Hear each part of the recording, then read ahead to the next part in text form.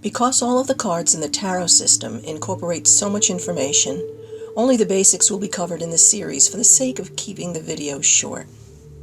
The second card of the major arcana is the Magician. By definition, a magician is an entertainer who is skilled in the extraordinary art of illusion, or skilled in the practice of supernatural control. There's a fine line between artful illusion and skillful supernatural control. Can you think of a reason why this line would have become distorted? Previously, we saw that the Fool carries the numeric assignment of 0, which is part of the binary code.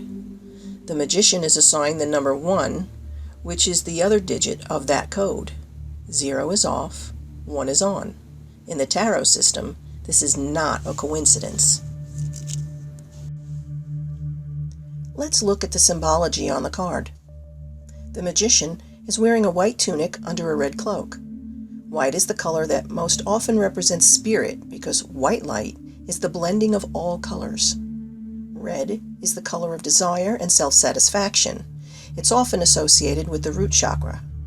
Remember that desire is the driving force of life. Now look at the Magician and consider the position of his garments. This theme runs throughout the card. Existence begins with desire. Before him is an altar, and on this altar sit the tools that represent the 4 elements of life: the sword, the cup, the rod, and the coin. These elements represent thought, emotion, action, and resources. Note that these elements also represent the 4 suits of the minor arcana. The Magician is surrounded by red roses, but there are also white lilies included near the altar. Red roses represent love, romance, and passion. White lilies represent humility, devotion, beauty, and innocence. In the Magician's right hand, he's holding a tool of some kind above his head. At first glance, this tool looks like a candle with a flame burning at both ends. But it's actually a rod with the Hebrew letter Yod on both sides. Yod is the smallest letter of the Hebrew alphabet, and it's the form from which all other letters begin and end. It is interesting to note here that the Hebrew alphabet has 22 letters, just as the major arcana has 22 cards. Coincidence? Not likely. His left hand is pointing to the ground.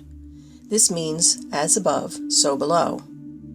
Around his waist is a snake worn as a belt. This symbol is known as the Ouroboros, and it's an ancient symbol that means the same thing as does the lemniscate above his head. These represent infinity, meaning that this is a perpetual cycle. The Fool, you'll recall, is motionless, unrealized potential.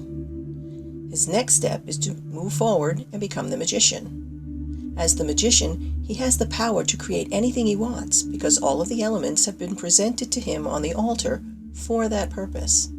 However, the tool held high in the right hand of the Magician is spirit. Spirit is not his to control, which is why it's not on the table. Spirit is the element that the Magician is made of. He is from the source. He is the very first thought of something outside of the vacuum of oneness. The Magician is the created, and now he will be the creator. From the Fool's unrealized potential, we now have the Magician's awakened intention. In a reading, the Magician shows that the power to manifest any outcome you want is at your command. However, keep this in mind. Power corrupts, and absolute power corrupts absolutely. The Magician in you has just awakened. Once a word is spoken, it cannot be unsaid, and once a deed has been done, it cannot be undone. The red cloak of desire can easily overwhelm the pure innocence of the white tunic. Always consider the intent by which you conjure. Always keep this in mind. The source can only give. It can never take anything away. We all come from this same source. Are we any less than the Magician? So where is your power? Consider that it's not been taken from you. You give it away of your own free will in many ways. Those who know the truth keep it from you for a diabolical reason. The journey to enlightenment continues.